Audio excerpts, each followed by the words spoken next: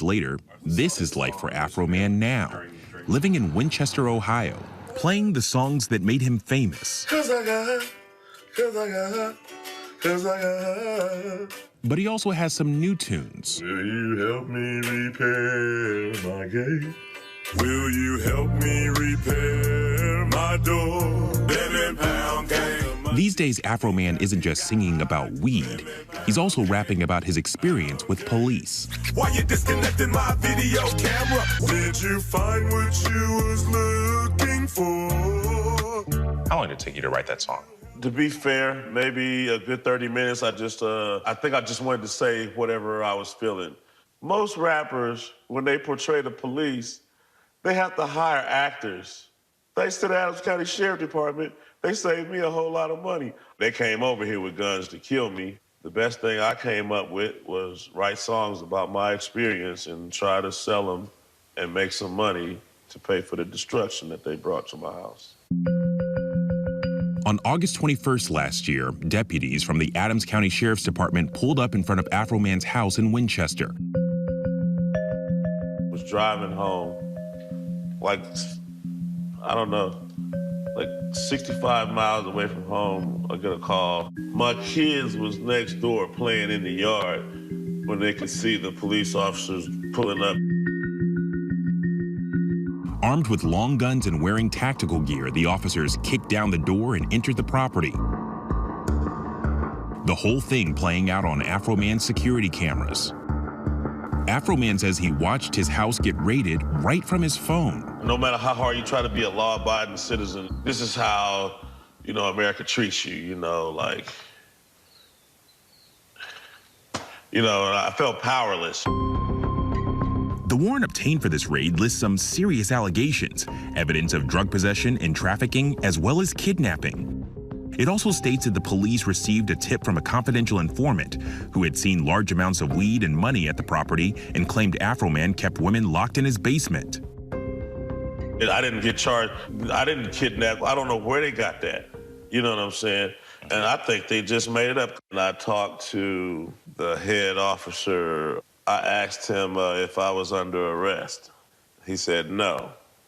Then I asked him, were there any charges? He said no. Then I asked him if he would help me put my door back on the hinges and help me fix my gate. And that's when he cracked a little smile and said, we're not required to do that. And that's their way of just letting you know that that's how it is and you can't do nothing about it. So I got to start from right there and figure out what's my move. The Adams County Sheriff kicked down my door. Afroman went on and wrote 3 songs about the incident. Using the security camera video, he then released a music video that quickly went viral. Lemon pound cake, he wanna put down his Glock. Lemon pound cake, trending on TikTok. After Lemon Pound Cake and Will You Help Me Repair My Door, Afroman made merchandise, saying it was his way of getting justice. But 3 months later, he received a notice the officers involved in that raid were suing him, claiming they had suffered humiliation, ridicule, mental distress, embarrassment, and loss of reputation after the music videos were released. Their claim demanded they should receive the proceeds that Afroman made using their image. What's your response to that? These big, tough dudes that laugh when you ask them to help you put your door back on the hinge, it's turned into these little whiny crybabies complaining about my song. Thought I told you niggas once before. What? King Leo is the greatest, he gon' fucking soar. Yeah. And when one door closes, I'ma open more. I'm like Jordan on a beat when I'm ready to score. Rap ninja, interested in getting fast figures. A fact spitter with lyrics. Okay, so today we're gonna talk about what happened to Afroman. As you were able to see in the previous clip,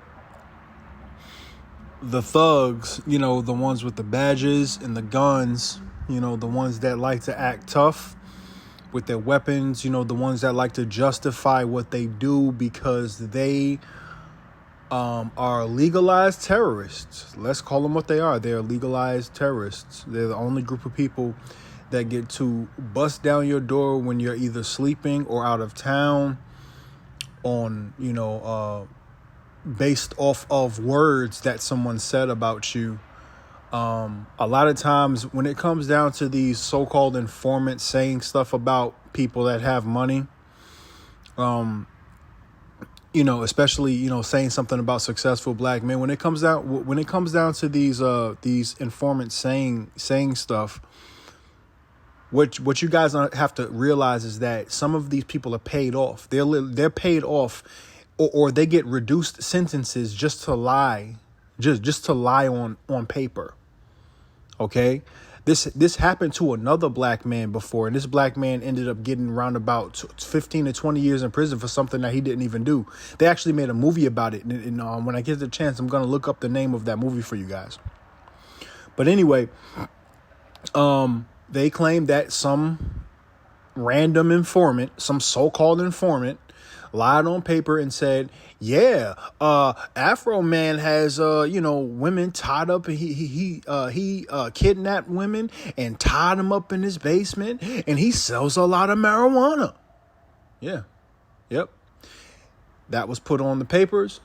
That gave those thugs the right to bust down his door, to break his door, to destroy his gate leading to the door. All right. And then after it was all said and done, they weren't able to find no women. They weren't able to find no drugs.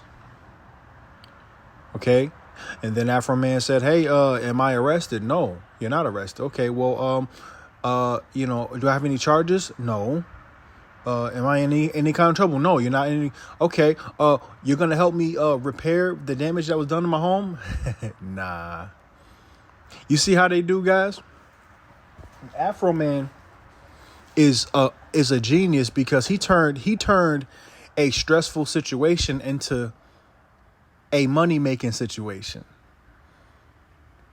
Due to the fact that those thugs, because I'm gonna call them what they are, those thugs with badges, due to them breaking destroying his front door and destroying the gate that led to that door,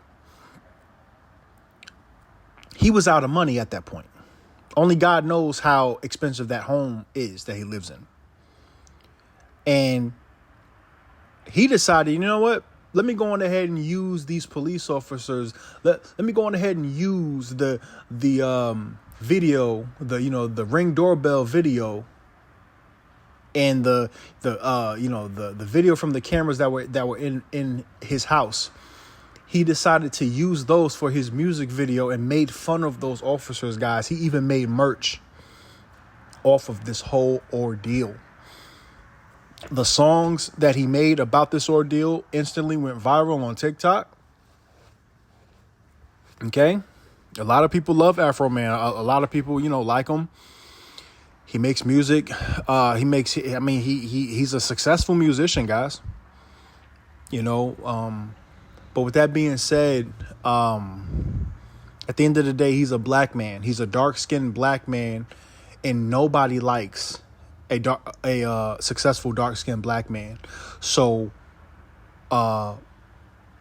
thank God his children weren't there, and thank God he wasn't there. I don't know if somebody's praying for him or what, but I'm glad nobody got hurt because we already know what happened to Amir Locke. All right.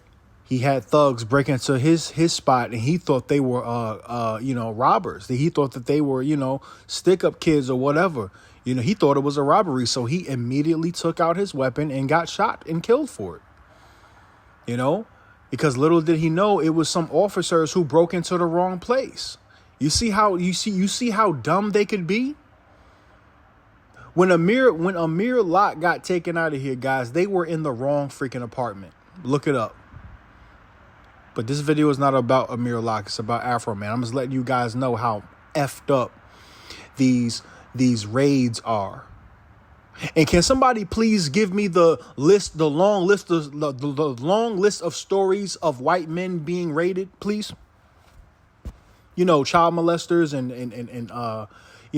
the white guys that beat women and all that other stuff. Could y'all give me that long list of white guys that this is happening to, so I could feel less bothered by this? because y'all already know where I'm taking this.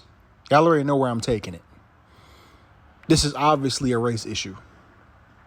Anyway, guys, I'm glad Afroman is smart enough to keep his cool and to make, see, he was always a funny person, because he's the one that made that song, because I got high. Something, something, something, something, something, because I got high. Okay, so he was always a funny dude and always a chill, laid back dude. So that actually worked in his favor this time around, because he was violated. His personal space was violated. And he ended up making money from this situation. This guy's great. This is a great human being right here. Anyway, guys, thank you for watching. Leave a like, subscribe, share with your family and friends. Stay tuned for future videos. I'm out of here. I come from a place that's real scary. Big guns, like military, real shit, no fairy tale. I possess a shit ton of knowledge, I'm like the holy grail. I was born with high perseverance so that I never fail. They tried to label me crazy and so I hid the pain. Tell 'em. Big pharma selling alternate cocaine. Tell 'em.